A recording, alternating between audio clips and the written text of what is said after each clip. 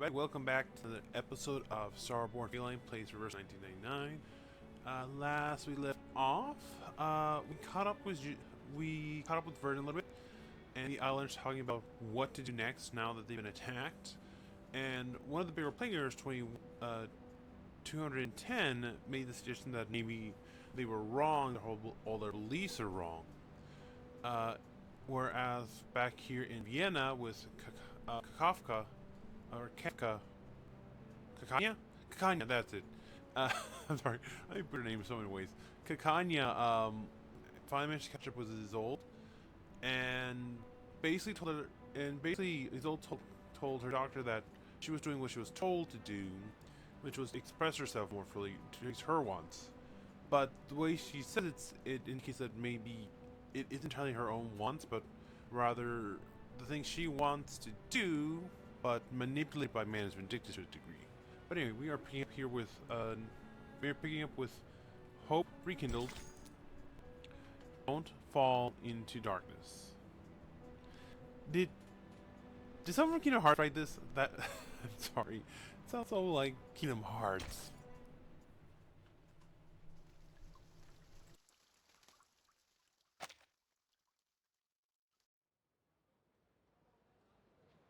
Burn these letters, Marcus. Destroy them in accordance with the Field Mission Manual Article 341, so that no one else can read them.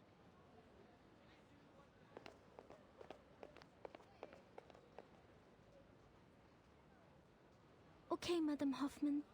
But shouldn't we reply to these messages from the field squad? Don't bother. The secret letters are sent to all active investigators above rank 4. The squad is like the watchers of the critical points. They collect and record every event different to the ones in history and report to the Foundation. These incidents will be the index for evaluating the stability of the current era. In other words, the more reports they send, the more unstable the era is. This keeps every field investigator up to date on the situation so they can plan their next move. In the past, we have seen too many tragedies caused by a lack of information. But now, our own task is more urgent.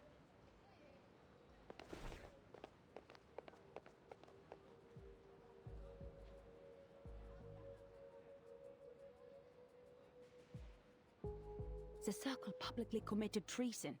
Isolde and Heinrich disappeared. Kakanya became wanted. The Leopoldstadt riots and the march of the lower-class arcanists may be directly related to them. Heinrich and Isolde's speech is like the spark that ignited the powder keg that is Vienna. The riots have been going on for days. But why was Miss Kakanya wanted? She didn't act out of line in the exhibition and seemed totally unaware of the speech. All she had was the book which didn't belong to this era. Clearly, Heinrich didn't tell her a thing.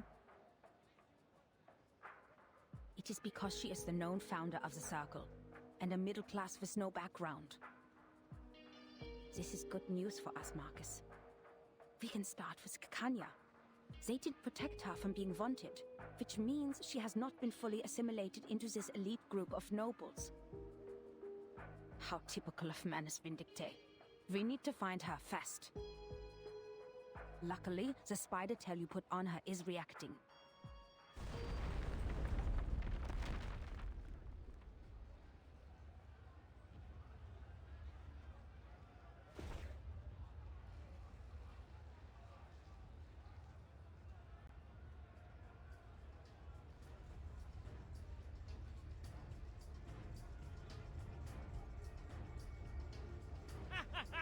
Go to hell, you dirty, disgusting officials!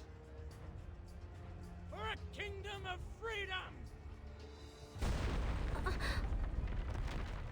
For a kingdom of freedom. Shoot, they're attacking the Foundation branch. Focus on what's important, Marcus. Someone summoned a bunch of critters on Kärtnerstraße. They're coming this way.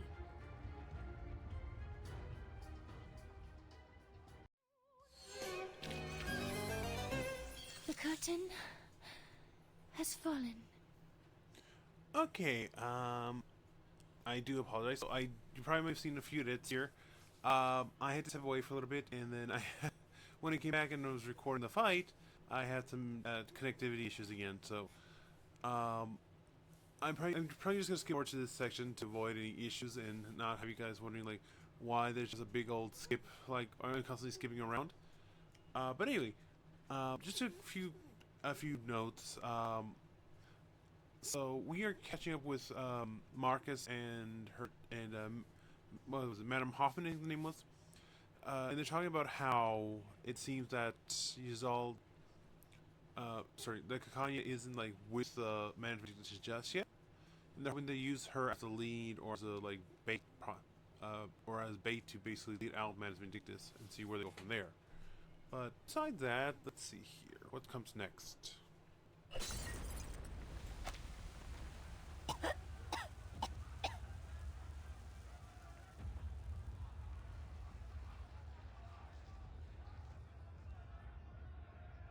Something's wrong with this mist. Maybe the evaporation of the arcane potion. Devil's shoestring, judging by the smell, for better diffusivity. Marcus, cover your mouth and nose, but enters the Foundation's branch when it clears up.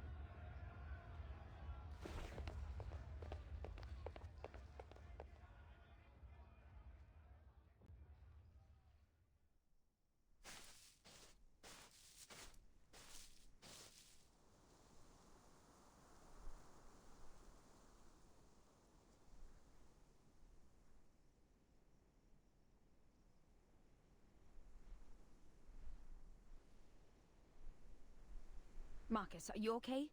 Did the mist get to you? No.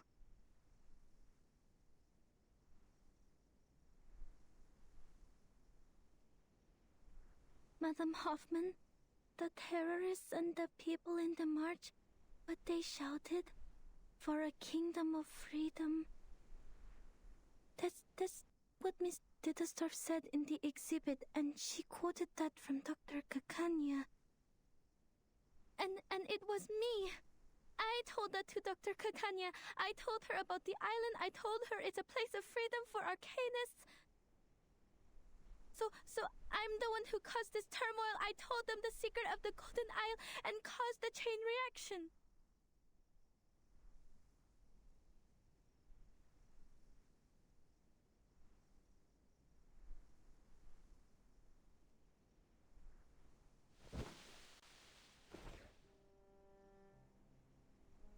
I didn't listen to you. I'm too reckless. I lack rational thinking. I'm unstable and out of control, and the one thing I can control, my arcane skill, didn't help at all. You vouched for me and appointed me to the field mission from the headquarters, but Maybe it is like what you said.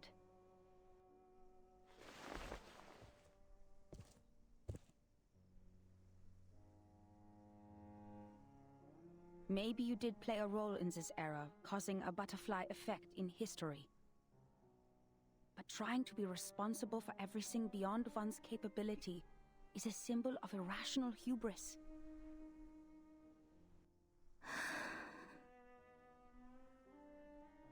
First of all, creating chaos in this chaotic time is more than easy. Just look at all the frequent ethnic conflicts, assassinations, and espionage. If not the Circle and Isolde, the Manus will find themselves a different flashpoint. You never know how the leaked information will simmer. Its subsequent spread is uncontrollable, and remorse would be useless. The thing is, everyone has their own ideas about that island. Your words just deepened the expectations.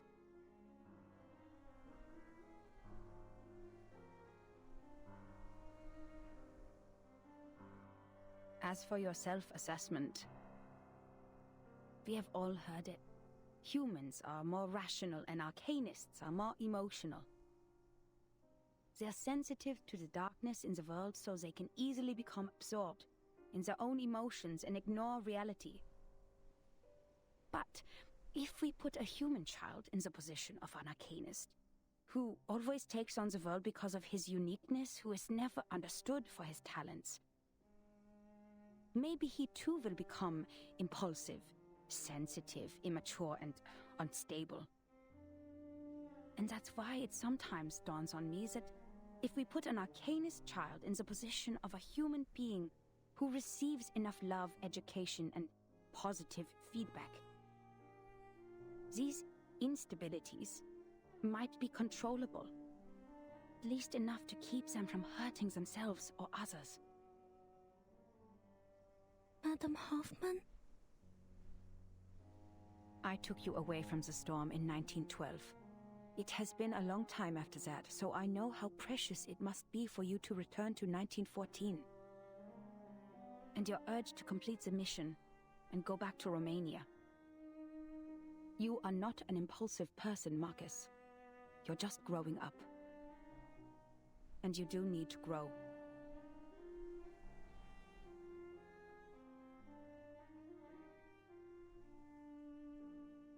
As for appointing you, it was by my own will. Because the age of humans has come to an end. The age of humans is ending?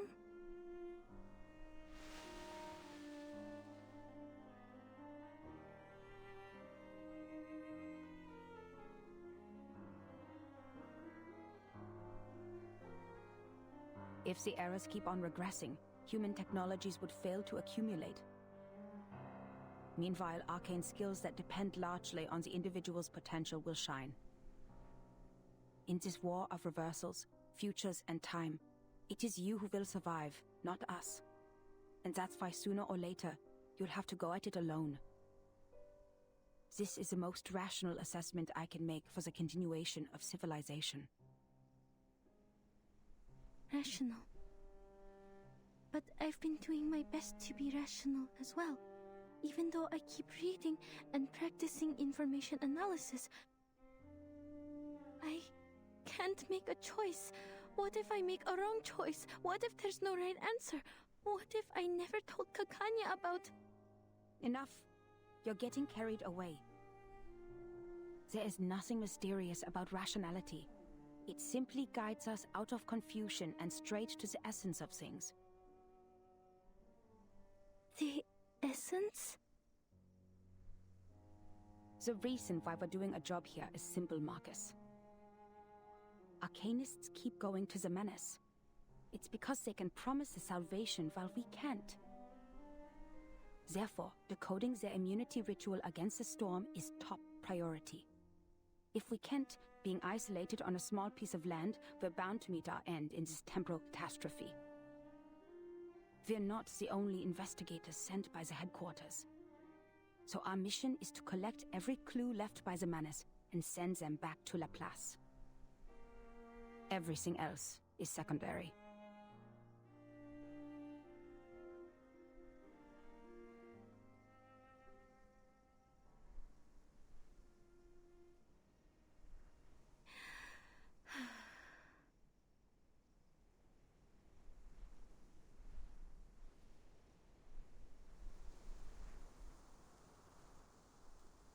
Madam Hoffman, besides finding Miss Kakanya, there may be another way.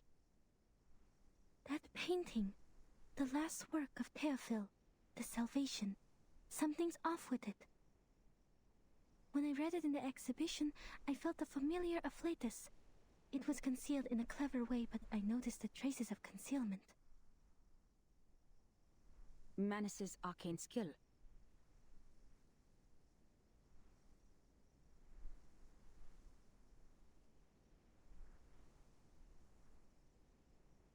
But I couldn't read anything more from it. If we can persuade Miss Kakanya to help us with her arcane skill... Is her arcane skill similar to yours? No, quite different. I fought her once. I feel that under certain conditions, our arcane skills might be complementary.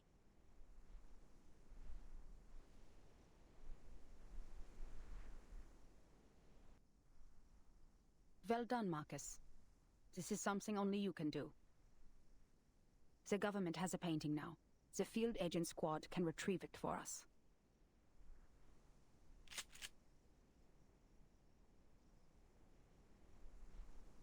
The fog has cleared. Let's go. Now, we need to find Kakanya.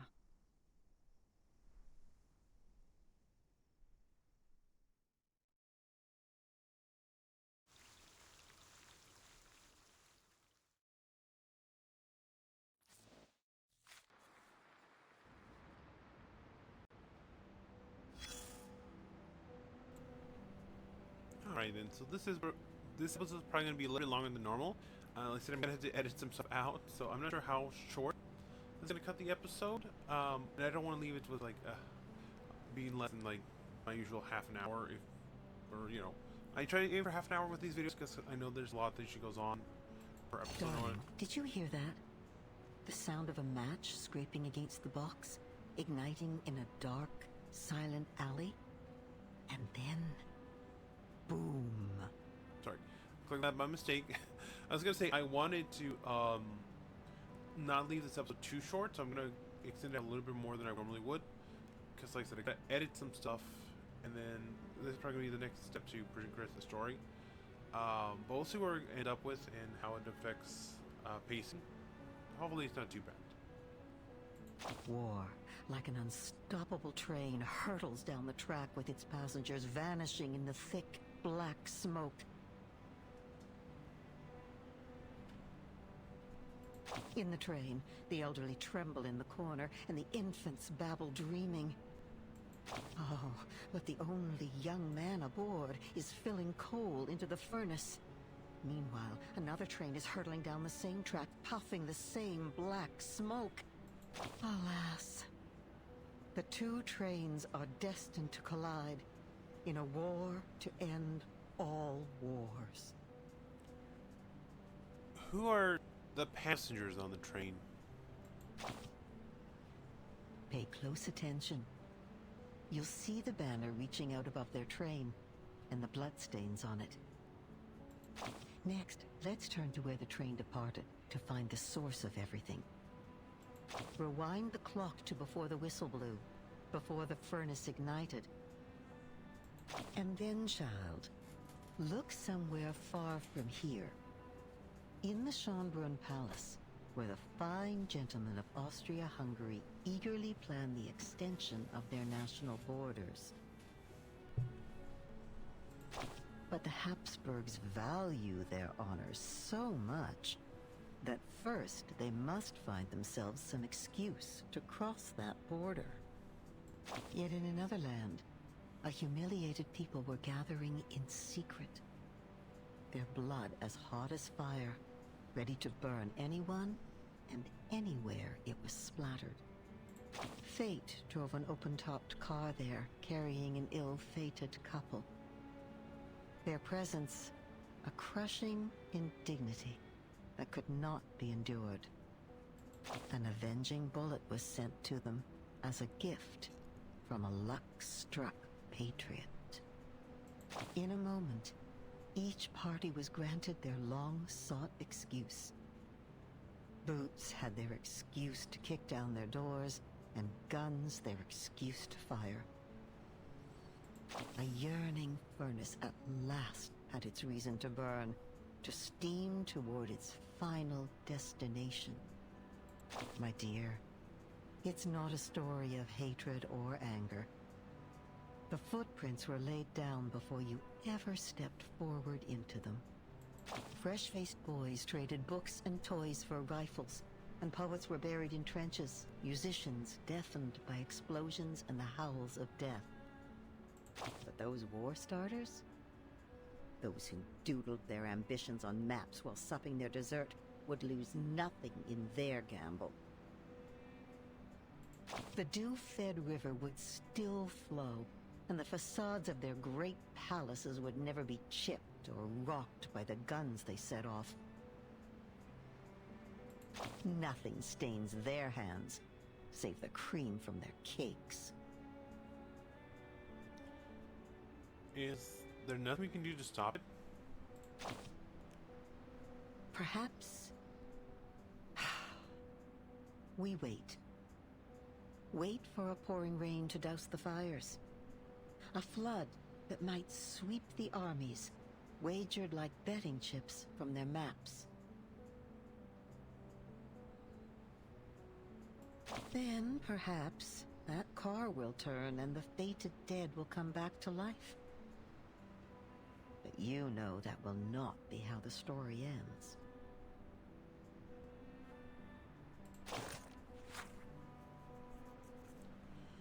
Oh my gosh, so much to unload there. For one, this is actually a very common story throughout human history of how someone waits for an excuse to go after another person. Could be something minor, could be something major. But once they have it, they are full throttle, and this is actually something, if you're not aware, there's an old saying that's about war, that it's the young men who die while the old men talk. That story right there about the train, it's way too real to refer to that, and we can honestly see that going on in our own times right now. If you've been keeping up with the news about what's going up abroad, so yeah, it's not something I want to deal with too much. So I'm gonna just move forward with the next part. 16 quests in the wood, seeking silliness. Silence in the wood? I ask him.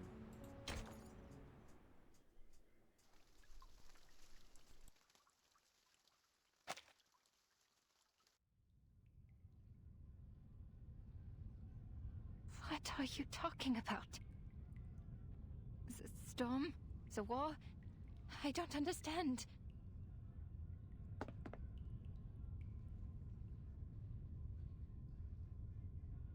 If that's true, then the world we are living in, the era, and the people, everything will be destroyed in the near future.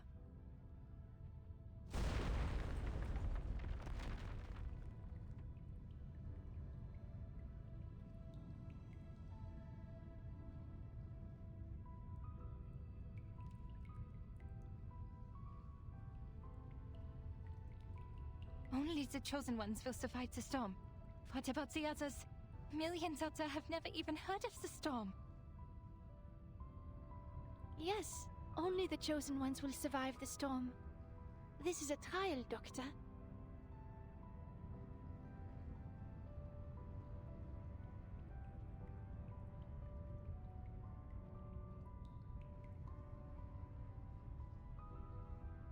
A trial? Then who started it? Who decided the standard? You? Or the so-called guiding one? God? Or the supreme existence?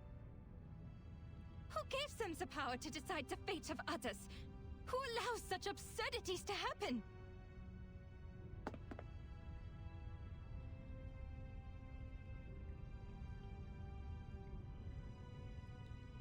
What is the past with the right order? If time just keeps going backwards, when and where will it stop? To a time when man did not exist? Or to a time before civilization? Then why did we write poems, pursue art, and develop civilization? Why did we try so hard to make progress? What was the point of it all?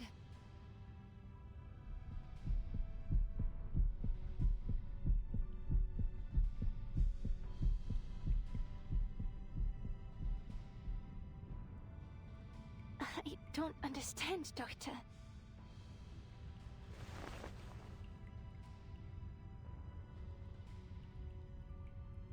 Why are you so concerned about the others? Huh?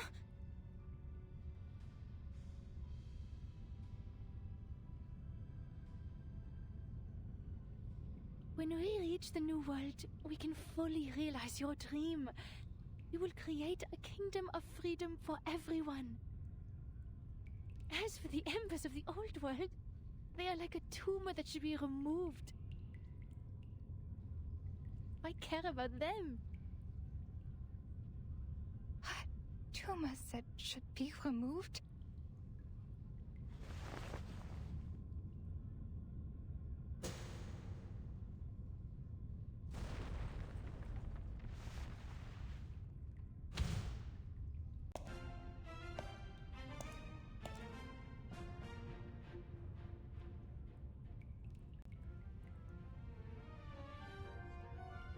Look at this painting.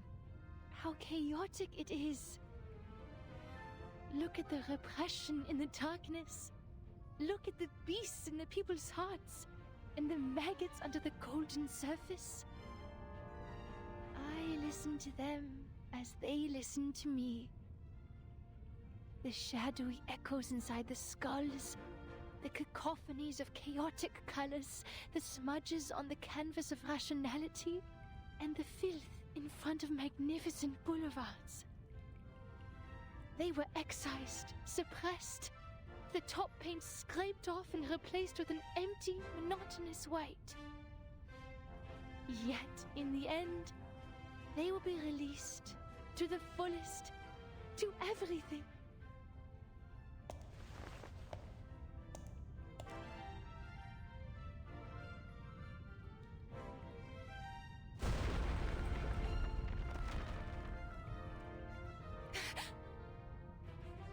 Downstairs.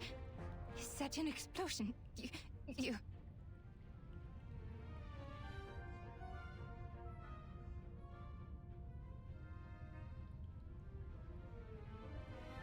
Theophil has left.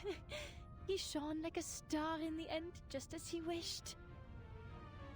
But the rest of them, with their rocks and shattered windows, are still left to struggle. If only I could help them, just like how I helped Theophil. What do you mean you helped Theophil?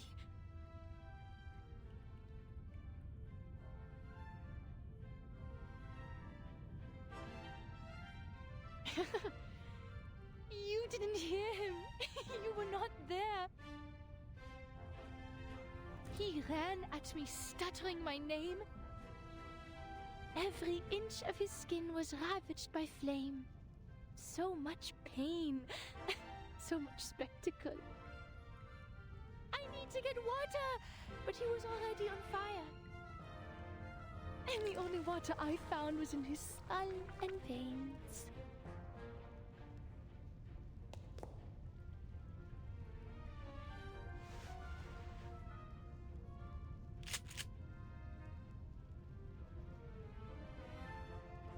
Bang!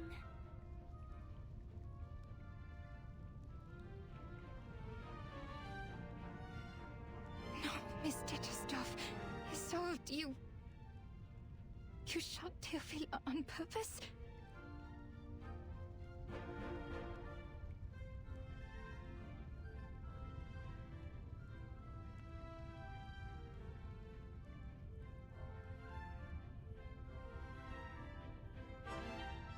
So this is the truth you had repressed? You...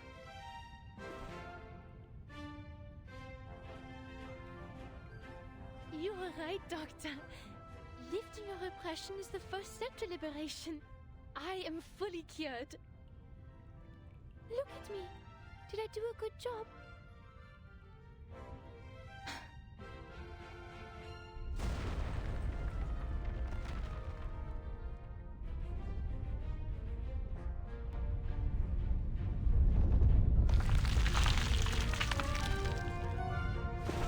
Come with me, Doctor. I am inviting you, just like how you invited me. Let's heal the world and save it together.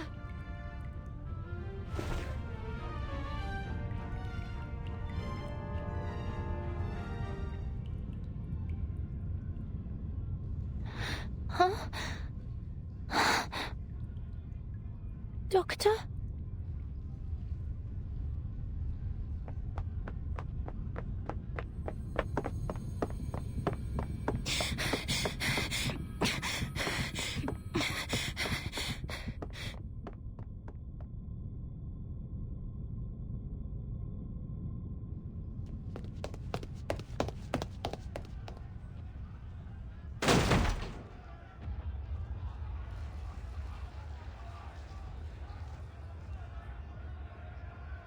There, is that Miss Kakanya? Relax, people. Miss Kakanya is on our side. She has helped us a lot. Ilich?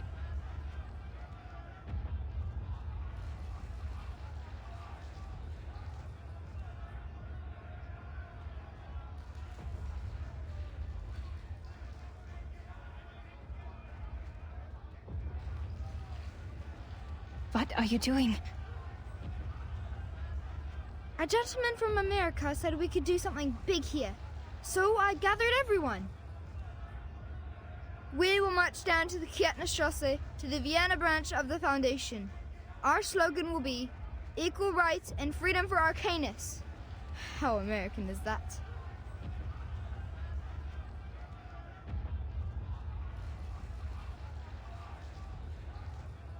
He seems to be quite a big shot with wads of cash in his pocket and reliable connections in the government. He said we no longer have to worry about the residence permit and the Arcanum license after this job. No longer.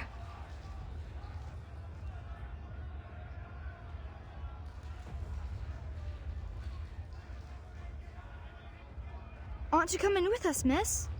This kind of activity is your favorite, isn't it? Hey, where are you going?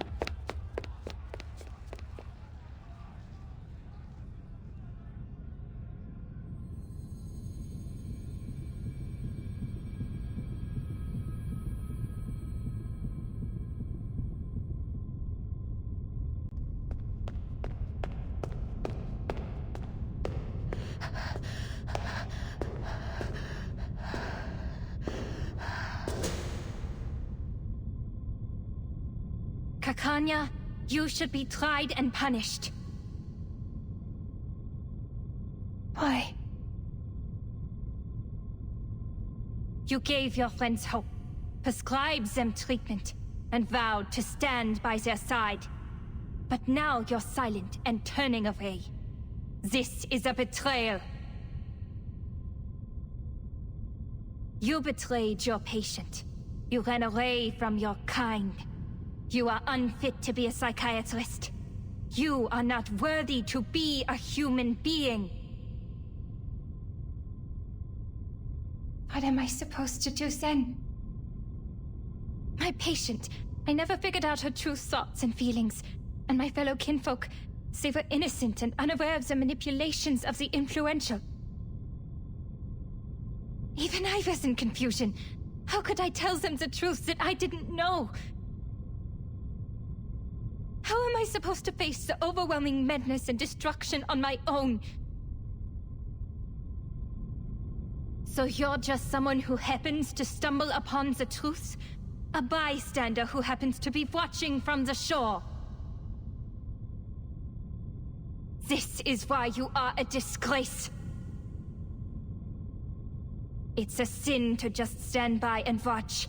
It's a sin to promise salvation, but fail to bring them ashore. It's an even greater sin to ignore this tragedy and turn away. Yes, I admit. I'm a hypocrite. I used to be so eager to help my friends, but when they really needed me, I turned my back on them. I told her to release her repressions, but when she actually did, I couldn't face the destructive consequences. I propagated my dream with great enthusiasm, hoping all my kids could live in a free world. But if it's realized in this way, it's the worst nightmare imaginable for everyone. I said I would start the secession of the Arcanists, but what is the essence of this movement? A rebirth? Or a complete betrayal? I'm just like my father, mother, and brother, who tried to shed the label of Arcanists selling small wares as soon as they climbed up the social ladder. I'm lost. So please, tell me, what should I do?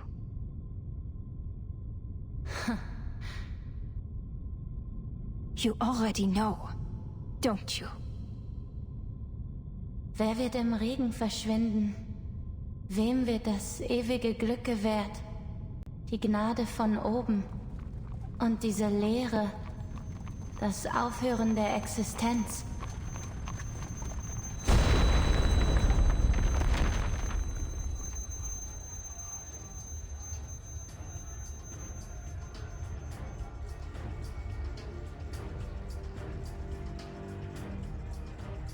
Miss Kakania!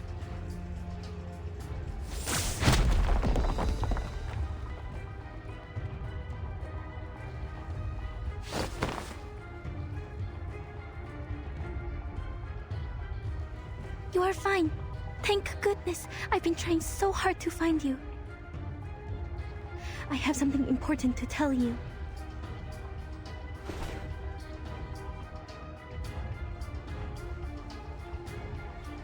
A catastrophe is about to sweep across the globe. But there are still things we can do. If it goes smoothly, perhaps we can save plenty of lives.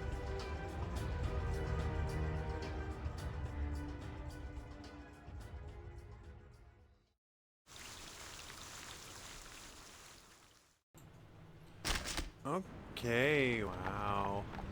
Wasn't quite expecting that twist. Little Marcus stood up there and actually brought Miss Kakanya back to her senses. I have to admit, this took an unexpected turn for me. But I can't understand what they're going for and what they're trying to do here. I don't know how well this will turn out, honestly. Like, obviously we are going to see another storm, but like, I think at this point it's going to be like, how many questions have less? Can we stop it and like how many people we can save? So I'm curious to see where we're going to go with her. But besides that, I'm going to have to call it here for now. Let's... Okay, so here I'm just going to beat the thing to unlock the next level, or the next part off screen. As for now, comment down below.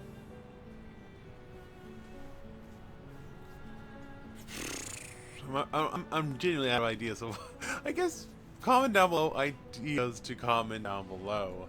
I am genuinely running out of things to say right now. I've been recording a bunch of videos lately, so I'm a little strapped for subject matter. I don't want to just leave people hanging. But besides that, thank you all so much for watching. You all been a great audience. I know I tend to repeat myself like a broken record a lot of the time, but I try not to. So other than that, I gotta break that habit. I don't know why I keep doing that. But for the time being, thank you all so much for watching. Remember to like, comment, subscribe, all that stuff down below so that the video gets shared. I want more people to know about this game and other games like it, because I love the creativity behind it, the artistic style they put into it, and all the effort they go. All the little details and how they crafted this game is amazing. It's top notch. A lot of studios should take notes from here. Like, I get this is a gotcha game, and I don't need more microtransactions in my games. Thank you very much, but I want to hear from you all and just see what you think about that. But on another note, thank you all so much for watching, and remember to be kind. And I hope to create something new tomorrow. And we'll see you all in the next video. Until then, remember, this is StarBornFeline saying goodbye.